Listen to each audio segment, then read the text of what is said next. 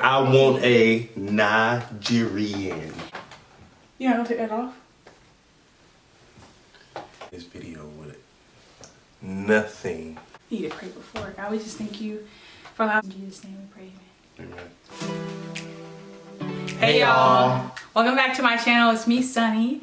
I am here with my hubby. We're gonna be filming a Q&A, but first I wanna say if you're new here, don't forget to subscribe, like, and comment. I don't know how it goes. I try to have these professional intros and I'm just not there yet. Look, if you like me, subscribe. If you don't, just keep it moving. Sorry. Thank you for clicking on the video though. I hope you stay till the end. I am a channel who focuses on faith videos and lifestyle videos as well. So I hope you stick around. If you are already a subscriber, thank you so much for clicking back on the video. By no means are we experts or anything like that, but we did get a few questions that we want to answer.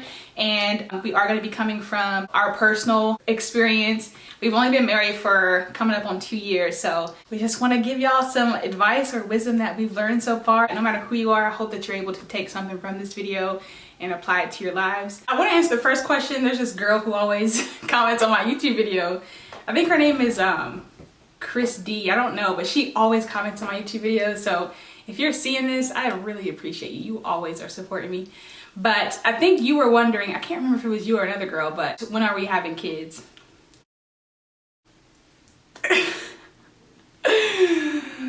When we having kids? Honestly, we're not trying for kids, but we're not necessarily preventing it either. Like, we're just kind of going with the flow.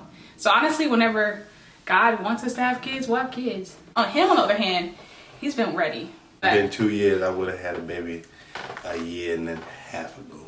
When we first got married? As soon as we got married. Coming back from the honeymoon, you pregnant. Sorry about it. Well, I always wanted to wait like a year or two, or about 2-3 years before I had kids, just to kind of enjoy my marriage. But we're just, whenever it happens, it happens. I'm not on birth control or anything like that, so it's all up to God. I'll just keep it anonymous. The next question that we got was marriage advice, because how y'all keep it interesting after a while? Do you get bored? Yes. Bored. What? I almost got offended. I don't think it gets boring, not when you're in love at least. Our honeymoon phase never ends. Like, I still am interested and in love with him, so. One thing I would say is make sure you marry your best friend.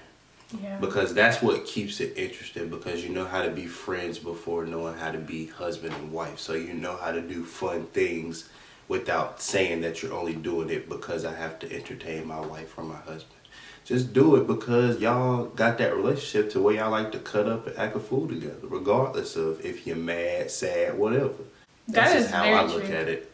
Yeah, that's very true. It's important to be friends first before anything. Because you gotta think. Because you're really one of the guys. Hey, it's always important to have that solid foundation as a friendship, because you don't want to get married to someone just because you feel like you have to, or maybe you've had kids with them before y'all got married and you just feel like it's better for the kids. Giovanni and I, we have fun because we're naturally fun together. We're friends, and we've been friends for a long time, so I guess it's easier said than done because this comes natural to us. It's just like having a sister. You don't get bored in your relationship with your sister or your best friend. It doesn't get boring because y'all are friends. Know how to entertain each other. You know, other. obviously I think there are seasons where it's a lot more fun than others. Some seasons might be a little bit more challenging. Even in those seasons, it's fun because you're constantly learning about each other. Even though me and Giovanni, we've known each other since 6th grade, I still find out new stuff about him every day. Yeah, we would just say have a solid friendship. It'll naturally keep it fun. Girl, that is not no question. And what? Let's see some more ways. Rachel! Here you go. All right. Advice on resolving conflict in marriage. This is a good one, child. I don't think I'm in focus, baby. This is a very good question. Just to give a little bit of background, we had really bad conflicts when we first got married, simply because our communication was terrible. And I know communication is such a cliche and something you hear from everybody, but it's so literally exactly what it is. One thing about me is I have a tendency to shut down. And I think, not speaking for every woman, but majority of us, just from what I've seen, we tend to think that our husbands can read our mind. Sometimes I get mad at him about something. He may not even know what he did, but I just expect him to know. And it doesn't help that I shut down, so I don't even want to talk about it. I may just like give him silent treatment or try to act like I'm fine. Like, I'll be like, oh, I'm okay, but I'm still acting funny and you know what I'm saying? Like short talking you and stuff like that, which is so unhealthy because then he's left trying to figure out what's going on. And if I would just say what's wrong, then it would easily solve the problem. What's your point of view? I was gonna say, for the guys, for the fellas, you either, the two things that I'm gonna say are most important is one, you gotta learn your wife's, girlfriend's, whatever, love language. And two, you gotta know when and when not to say stuff. Every discussion doesn't need an argument. Like, we can find a resolution in every conflict, even if we don't agree all the time. Yeah, you said, so pretty much what you're saying is sometimes you gotta know what's worth fighting about. What's worth fighting, yeah. A lot of times when you find yourself arguing in like petty arguments like we used to do, it used to be something so small, like he looked at me a certain kind of way. Sometimes you gotta realize that it's coming from a deeper rooted issue. It's not until me and him got delivered from some things, just like kind of sat down and had an actual talk, like we realized, oh, it wasn't the fact that you gave me the wrong look a certain way. How you looked at me or what you said, it triggered me because, I don't know, my parents, you talk to me that way, or, you know what I'm saying? Like, sometimes it's a deeper rooted issue, so that's why communication is so important. And the way that we solved it, honestly, it came through experience. We got a lot of relationship advice from wise counsel, our elders at church, and people in our lives, like his parents, and you can hear and take their advice, but it's not until you actually go through it that you actually learn, because everybody's relationship is different personalities, and we're not the same as his mom and his stepdad, or we're not the same as our pastors. Sometimes experience is the best teacher, and the way that we learned, we had to go through very hard fights. I mean, sometimes it would get so bad where we would have to call his mom over and she would have to mediate between us, because we don't, in the heat of the moment, we don't see anybody's point. It's, you gonna understand what I gotta say. If you don't, I'm done. It's simple as that. Yeah. But like I said, once you do a lot of self-reflecting and figure out the deeper issues before you just start attacking the surface, then you know how to resolve conflicts, what to actually argue about, and what to just let go. And then it works out. A couple times where me and you would be fighting for like a week. He would want to leave the house every single day, every single time, and like that would mess with my rejection issues. Yeah, it's just a whole trickle effect. When all you had to do was start from the beginning and say, "Babe, please don't leave, even though we're arguing. I know you're mad. I will give you separate space, but we can come back to it." That could have just resolved everything. And a lot of times you don't know why you are the way you are, why you have certain tendencies. So it's so important to like actually sit down and like he said, especially if it's a lot of reoccurring same petty arguments. Sometimes in the heat of an argument you don't see eye to eye, and it's all about myself and my point of view, and this is how I felt.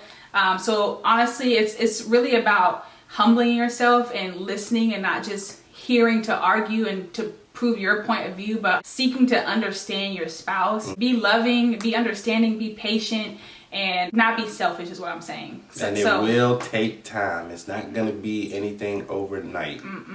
It's going to take time. Yeah. Communication.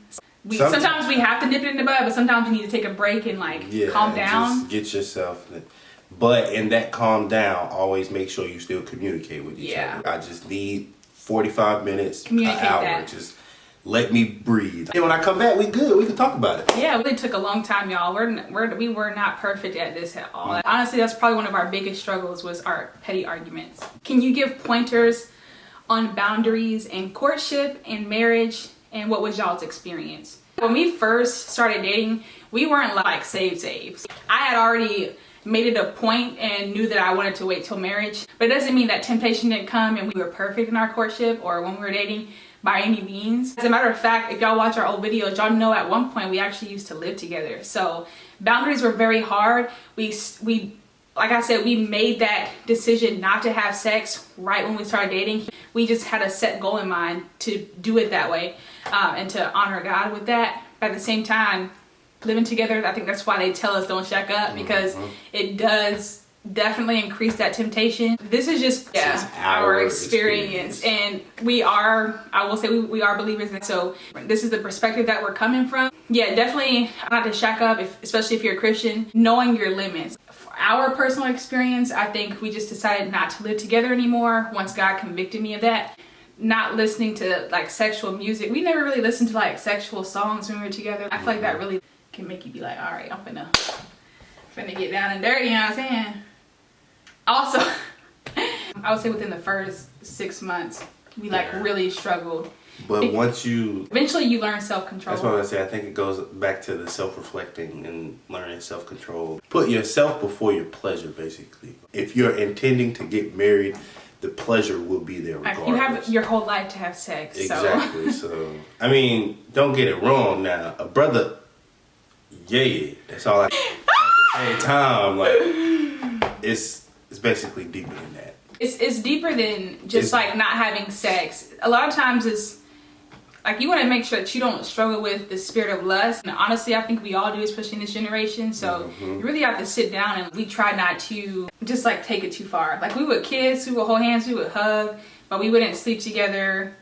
And honestly, now that I think about it, looking back, the last 5 months leading up to our wedding, we barely even kissed. So much going on between planning and pre-marital counseling and finding an apartment and scheduling honeymoon. I didn't like you. I know you lying. You're silly. But we would be liars if we stood up here and told you that we did not have temptation. For us, sometimes us going too far is what taught us what our boundaries were. It's just like, okay, we can't be sitting in the bed making out or nothing like that because it gets a little hot. You know what I'm saying? A little bothered. So I think every relationship is different. We can't speak for nobody else. I see lots of couples who don't kiss even up until marriage, Christians in particular. But like I said, everyone, you'll know your boundaries when it comes to your relationship, what you can and cannot do. So I think our biggest one was just not living together. Yeah. And I know the society teaches us otherwise. Yeah. She said boundaries in marriage as well, but we don't. Child, we want flesh. Ain't no boundaries. Ain't no boundaries. Period. You mine, I'm yours. The Bible said his body is not his own. My body is not my own. Listen, if you want it, okay. Just like if she wanted, she got it. It's so inspiring and so encouraging that God is really raising up kingdom marriages. But sometimes I'll look at other people's experiences, their courtship, their dating phase, and I'll see how they didn't kiss until their wedding day. And I'm just like sometimes I wish that was my story, but like I said, everybody is different, y'all. But we knew our end goal was to wait, and we knew that our souls and our spirit man was so much more important than what our flesh desired. And y'all, we have all our lives to have sex. I promise you are not missing out on nothing. We got married in 2019. Exactly. Dang, it's 2021. Time exactly. flies So when you're having fun. I hope these are helping y'all out. And one thing about the enemy, it's little stuff too. Is the movie nights. If you can't have no movie night without cuddling up, let your hands on. Exactly. And your hands want to go wandering places. Don't even do that. Don't tempt yourself if you know you can't control it. Yeah. And one thing about the enemy is he loves to get you to desire sex when you're not married so that you can fall into that temptation. But when you get married, he tries his best to keep you from having sex and enjoying each other. I think we should do a whole separate video on that, honestly, and how we got through that. But anyways, someone asked, how did he ask you to marry you? Did you know he was going to propose? How did he ask you to marry you? I know I get this question a lot because I realized I didn't actually post the day I got engaged, I didn't post that video. I was in such a fast-paced season that I didn't even post on social media like that. Such an intimate time that I was soaking in and enjoying that I didn't think to share it with the world. For some reason that was just so personal, intimate and personal to me that I wanted to enjoy it and soak it in. So sorry about that, y'all. Give a quick walkthrough. Basically, we woke up, went to church, we joined the church, then we got baptized right after church service. Then right after church service, we went to a family dinner and we were eating, and I think I just out the blue just told everybody, like, kind of like sneakily telling people, like, get your camera out, get your camera, without telling, like, her hearing me. I had no idea what was going on. So then I just kind of like stopped everybody, just made like a big old scenario, like I was finna do something crazy. And I was just like, well, this has been an amazing day. Got all our beautiful family, friends here. We just got baptized. It's just been a great day. The dinner is lovely, blah, blah, blase, blase. And I was like, babe, to cap off the night, boom, William got on his knee and I was just like, what? Like, I started pulling out my camera, everybody else. I thought he was just being like silly, having his little Giovanni moment, acting the fool, because he's that one cousin in the family, the oldest one in his family. So you know he be acting up, bro. Got to. I took out my phone and I was like about to start recording. I'm like, why is everybody taking out their phones? And then I saw him get on his knee and I'm like, what? Sick. I was like, are you, like, I was in such shock. Like, y'all, when I tell you I was clueless, he didn't do anything that made me think that he was gonna do that. We had always discussed marriage. We knew we wanted to get married in the very near future, because it's just like, when you know, so like, why wait? Just very meaningful to me because we got baptized together that same day. It was very, very emotional. I was like weeping just to hear the prophetic word over him and myself. And so that day I was already super emotional, and then he topped it off by proposing to me at dinner with all of his family. My mom was there, and it was just so special. His mom recorded it. It's on Facebook. You didn't record it yourself, so you don't have any actual and evidence. I would have posted it, but she tried to send it to my phone, but it came out very, very blurry, so I had no way to like post it or anything like that, unfortunately. Which I don't mind. I know people want to see stuff like that, because a lot of people, they have like videographers record their engagement, but I don't know. Ours is just different. Yeah. It's very intimate. Hope that answers your question. The next question was, did you ever think you weren't going to get married? Me personally, I always had a desire to. Since I was very, very young, I knew I wanted to get married to a beautiful chocolate man. I knew that. Let's not count for the camera. You What? wanted to get married to a Nigerian man. All Don't right. say chocolate just to sum He it gonna up. hold that against me forever. You put it on there. You got the receipt yourself. You wanted a Nigerian man to come and swoop you off your feet. Sorry. Anyways, chocolate man. How you know it? I didn't say his ethnicity. I didn't Yeah, say you African did. American. I said, pull it up. I know. I'm saying right now. Transaction right here, because she gonna put it in right there. I want a Nigerian. Okay. Exactly. Anyways. I didn't ever think I wasn't going to get married. I just didn't think I was going to be, We didn't think we were going to be this young.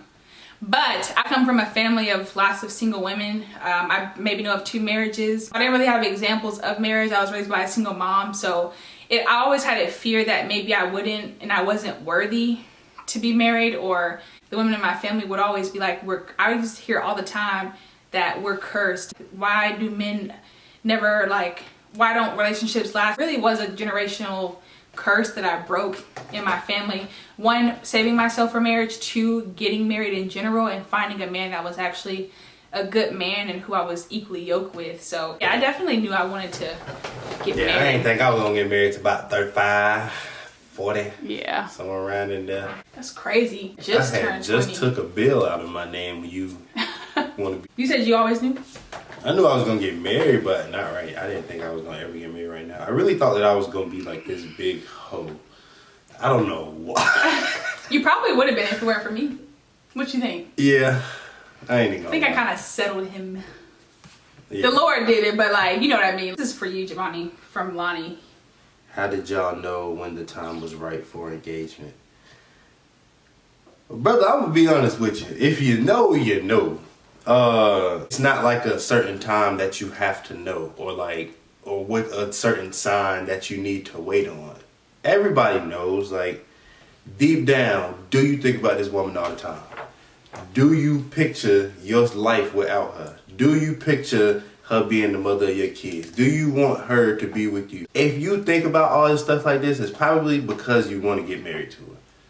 Or you have a deep enough connection to her to where you can start the process of talking about it. Me, I knew because, like I said, we've known each other since 6th grade. We've had multiple partners outside of each other, but we could never get away from each other. Like, no matter what we did, we went to 2 completely different colleges on the opposite sides of the map, still somehow came back to Greenville, South Carolina, and we both did not finish. We both only did 1 year of college and ended up back home. 1 year back home at the same time. Didn't keep in touch at that time. I didn't know what he was doing. Exactly. I didn't know what, like. She went out, found a whole nother guy. I was in Tennessee doing God knows what. That's it. That we not gonna say nothing else about that. Ciao. Pretty much to answer, if you know, you know. A lot of women always are concerned, like, how do you know he knows? Ladies, do not waste time on a man who's playing around with you, playing with your feelings, cheating on you. Mm-mm. When a man loves you, cherishes, values you, knows you're worthy, sees you as a wife, in love with you, he will not do anything to hurt you, to ruin this relationship. Men just, they know. Like, it's very, like, I know that doesn't help because you hear this all the time. Just like, when you know, but like, you don't know till you know. Like everything, that's what I'm saying. Everything that's been told to us that sounds like, oh, like, really, like, it's literally the truth. Like, you will know. You're going to wake up and that woman or man that you're beside is gonna have a completely different look to you than anybody else in the world. Like, we talked about marriage so much at the very beginning. We talked about being married within the first month because so in love we could see it. We had the same goals, same values, same beliefs, same everything. Like, everything just lined up, and it just is very meant to be, very God ordained. I will say that. If you're not ready, you'll feel that gut feeling. You just don't even do it. If you go to get a ring and you that one thought where it's like, oh no, I don't think I should. If that comes to your head, don't do it. If it doesn't feel natural, if it feels forced, if you feel like society's pressuring you to do it, family's pressuring you to do it, don't do it. Do not do it.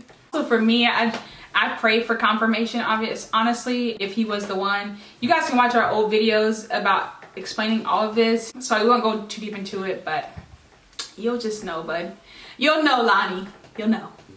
And if you don't know, you can always pray and just ask God for confirmation and just like for him to lead you. He will never steer you wrong. No. And I will say it's very important to pray about things, pray about your relationship and all that good stuff, just to see if it's in God's will. Because sometimes your flesh can be leading you. When should finances be discussed and how does the conversation go? Girl, we had before. We had premarital counseling, thankfully, from our pastor. So he made us talk about that. Yeah.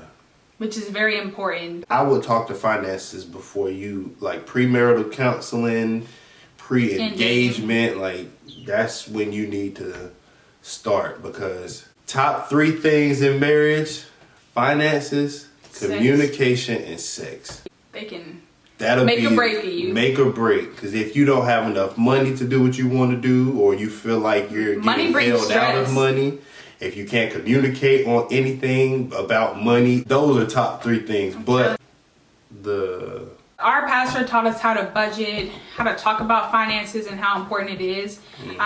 We know by the grace of God, he's going to provide for us and stuff like that. But when y'all become one, it's not just your money or his money. It becomes our money. And one of the partners, maybe both of y'all's spending habits are bad. Y'all both need to learn how to save. But it's so important to and be a good steward over your money, is what we're learning now. You don't want to get into marriage and like learn as you go. Unfortunately, we've had to go through things to like learn. Because we're still young. Because we're so young. If you have the chance to learn before you get into marriage, we encourage that.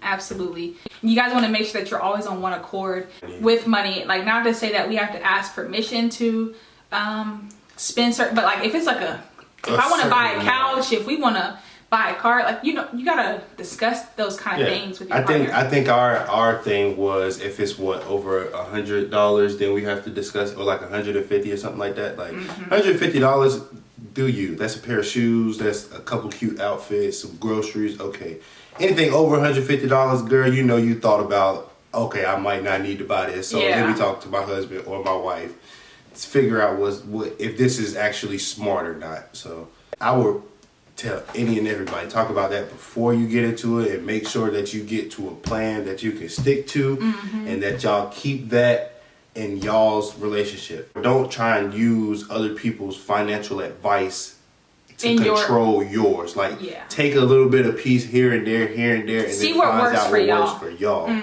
Like, so don't just, because some people would be like, oh, I only use 50% of my income and I use the other 50 to put up this way. Well, I got 75% of bills, so I need to put 80 up and then put 20 back. Yeah. And then we can get to that point. But you just figure out what manages what, and and finances. I was gonna say finances can be very vulnerable because both have been through seasons where I'm making more than him, or he's making way more than me, and sometimes marriage just fluctuates like that. And I feel like financial stuff can be very vulnerable, especially for a man. And for me, growing up struggling, I'm very frugal and I hold on to my money. It was very hard for me to share or give him money when he asked, just because like I was so scared of not having money. And I feel like even certain situations, maybe he needed something, but he was too prideful or too scared to ask me because he knows that he's the head of the home and he's supposed to be the provider. But in marriage, it's 100% and 100%. We are one flesh. There's nothing that he needed to be embarrassed about or shameful about. If I got it, he got it, and vice versa. But it took us a little minute to kind of learn that. And like, it's our money. It can be very vulnerable, but you have to talk about it because it can cause a lot of stress on your family. So just be good steward over your money. Talk about it. Be vulnerable. Don't be scared to have that conversation. You want to make sure you're on the same page at all times. No matter what. How soon should you discuss sexual desires? Now, this question I do get a lot, babe. I think, because every relationship is different, but I think you need to discuss, especially in marriage and maybe even like before you're, I don't know if it's wise to talk about these things before you're married, about to get married. And in marriage, I think it's important to discuss your wants, your needs, what satisfies you, what pleases you, what.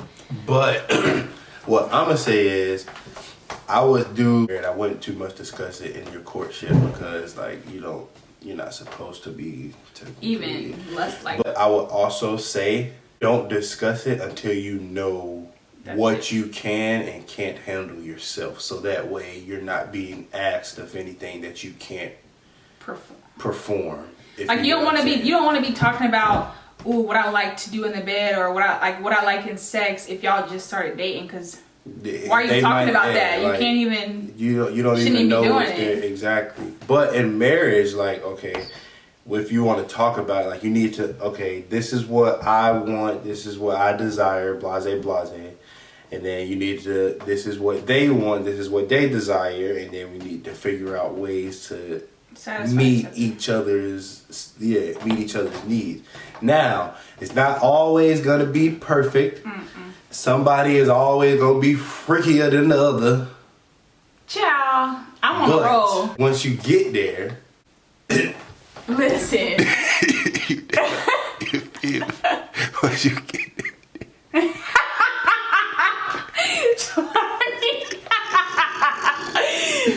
Simple as that, I will say it's very important to discuss what pleases you and what doesn't, because a lot of people, they're afraid to do marriage in a biblical sense and waiting for, like, what if they're not good in bed. But trust me, God knows your desires. He knows. He wasn't finna give me no. No, at the same time, I don't care if you're in a relationship and you having premarital sex, there's always things to be learned when it comes to sex. Like, you're never just top tier. Like, when you grow to know each other's bodies and stuff like that. So in marriage, it's so important to discuss what pleases you, because sex is very important in marriage. Sex literally is so important. Yes, and it's good. Sex is a good thing. God designed it. He wants it to be pleasurable. So I've gotten to a point and we've gotten comfortable enough to where it's just like, all right, babe, I don't like this. Like, this is what I want you to do. This is what I like. This is what pleases me. Yeah, you just want to make sure you discuss that. But we would say, wait until you're like, you're gonna get married. Me personally, I would have that conversation until like a month and a half, 2 months before you get married, bro. Yeah. Just keeping it simple, because then it's like that last, like, okay, I see a finish line, because now I know what she wants, what she finna, yes, sir. Simple as that. Like, I would do that until. Don't do courtship. Yeah, no. Don't do it when you're dating. If your goal is to wait till marriage. What's the importance of God in the center of a marriage? He's everything. What to say? It is the most important thing. You don't got God at the center of your relationship or your marriage, it ain't gonna work. Simple as that. It's not, because you have to realize, like, we get our identities from Christ. We get who we are, our purpose, like how we're uniquely made. It comes from God. And if you're not satisfied in the Lord first, then you'll always be looking to Him. He'll always be looking to me to satisfy us, to make us happy, to bring us joy. And we're never gonna get satisfaction. Yeah, I can't find, like, He can obviously bring me joy and bring me happiness, but He can't be like the anchor of it. I find my identity, my happiness, my hope, my love, my joy. I get that from God, and God fills my cup up for me to be able to pour that into His cup, and vice versa. And we've noticed if we go through dry seasons with God, it can cause a lot of conflict. It gives the enemy a door to sneak in. Yes, he gets to sneak in and cause petty arguments and conflict in marriage, and it's stuff that you'll sit there and be like, we done already been through this. Why is this coming back up again? The devil. He does not like union at all. So you gotta realize, like, you're a team, and like we have to lean on God for everything, because we're not perfect, and we're growing in our relationship with God daily. What? I was just thinking of something. No, I forgot who I heard it from, if it was a verse or a pastor or what. But they was just saying how Satan, he doesn't learn new things. He just reuses stuff that you've already been through, and just like basically brings it back up. Honestly, we always advise and recommend, like, being single is fun. Don't ever idolize marriage. It's so important to become whole before you get married, because then you'll be looking for your identity in the other people. And like I said, he can't fill my cup up. Only God can do it, and he's what gives us strength, what gives us wisdom, what gives us joy. And I don't know, he's just the rock. Like, if you don't have God in your marriage, then okay, sorry y'all, we had to take a quick intermission. Camera died. Gotta go back to the questions. Nah. Giovanni, can you not? Bruh, come on now. Oh, we only got one more question then. It says, what's your thought on premarital counseling and counseling while married? Do it! Please! Do it. Ain't nothing wrong with it. Please, it help you out. Please, do counseling. Giovanni, we don't have time. Counsel, please. Counsel, please. Why are you so dramatic about it?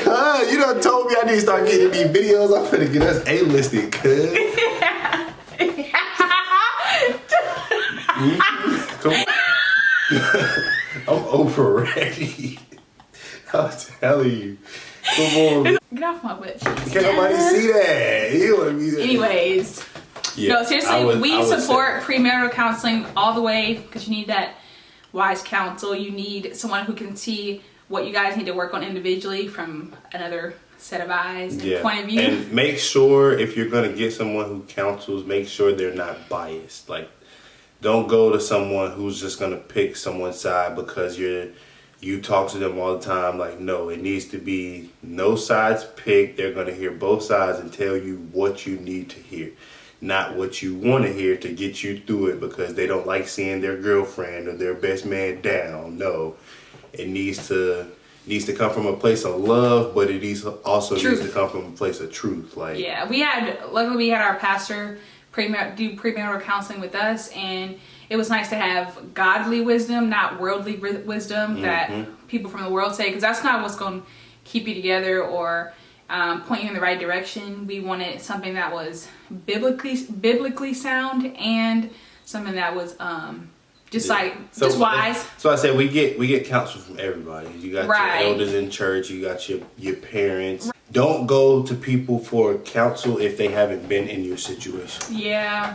Because that's another thing that I think that I kind of struggle, not necessarily struggle with, but I have a lot of single and non-married friends, so I would go to them like, bro, what would you do in this? No, like, you haven't even been in that situation, so yeah, it's not anything for me to ask you. So yeah, you want to make sure you got people who have experience, time, and know what they're talking about. Yeah, who done been through some things. Yeah, we got We got some counseling from multiple couples at our church. They were all elders, and they gave us so much wisdom and stuff like that I still hold on to this day. So each one of them have been married for over 30 plus years. So. They all gave us different advice. So we highly encourage it. We think it's very important. And, you know, counseling, even while married, doesn't have to be a Christian counselor, but I think God placed counselors and psychiatrists and psychologists on this earth to help us.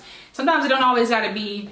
If you can find a Christian-based psychologist or counselor, then go for it, because they'll be able to bring in science with the Bible and kind of bring it together. But sometimes you just need someone on the outside who can help you identify issues and how to solve it in an effective way. We think we don't have a problem with it. We think it's good. Helps out. Yeah, I think that's pretty much it. I hope this video gave y'all some good advice. Like I said, we were coming from kind of like a Christian perspective. Like this, obviously, I just hope that whoever is watching this, that you were able to find some kind of wisdom in at least one of the questions, or it helped you in some kind of way. We were just talking about our personal experiences and, you know, what worked for us, what didn't. This is pretty much our Q&A, our little update. If y'all have any more questions, feel free to reach out to me, and I'd be more than happy. Our number is 864 no. But yeah, I'd be more than happy to answer the questions and all that good stuff. But like I said, we're pretty newly. I don't know if we're still considered newlyweds. I don't know. We're still pretty young. We're not experts by any means. So this is just what we've learned so far. And I will probably do a separate video specifically about that sex question, because I feel like we have been through a lot with that. Yeah, so just let me know if you guys would want to see that. But I hope y'all enjoyed the video, and we will see y'all in the next one. Goodbye, guys.